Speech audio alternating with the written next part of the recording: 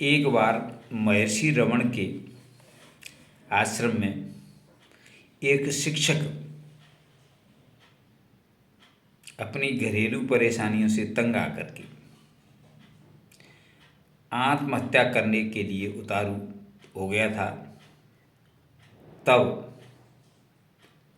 वह शिक्षक रमन ऋषि के आश्रम में आया और रमन ऋषि को अपने मन की व्यथा सुनाई, अपने घर के कलेश और अपने दुख का पूरा विस्तृत ब्यौरा रमन ऋषि के सामने पेश किया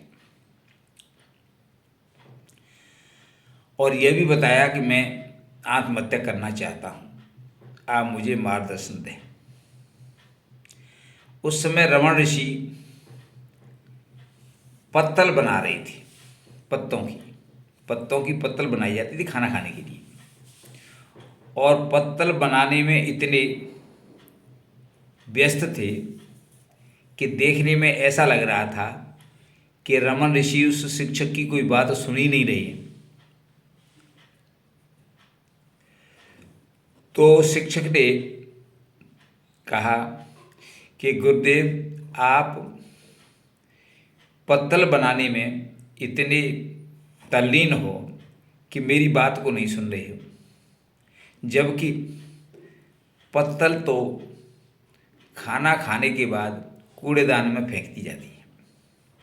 आप ऐसी चीज़ को बड़ी तल्लीनता से बना रहे हो जो खाने के बाद में कूड़ेदान में फेंक दी जाती है। रमन ऋषि को शिक्षक के सवालों का जवाब भी देना था।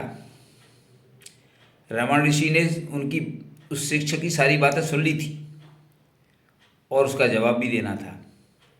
तो रमन ऋषि ने कहा कि तुम सही कहते हो, किसी चीज़ का पूरा उपयोग करके फेंकना बुरा नहीं है, परंतु किसी चीज़ का पूरा उपयोग भी नहीं करो और उसका पूरा उपयोग किए बिना साबुत अवस्था में फेंकना बड़ा बुरा होता है। इस वाक्य से शिक्षक को शिक्षा मिली एकदम।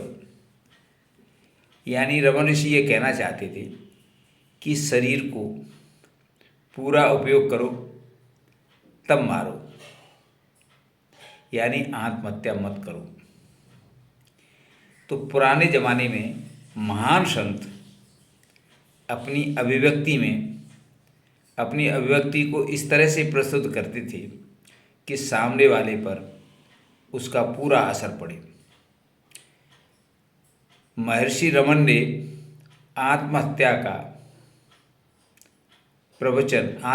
नहीं करने का प्रवचन पत्तल की उपयोगिता और पत्तल के बनाने और पत्तल को फेंकने की उदाहरण देकर के प्रस्तुत की, और वह शिक्षक समझ गया और उसने आत्महत्या नहीं की और अपने घर लौट गया। धन्यवाद।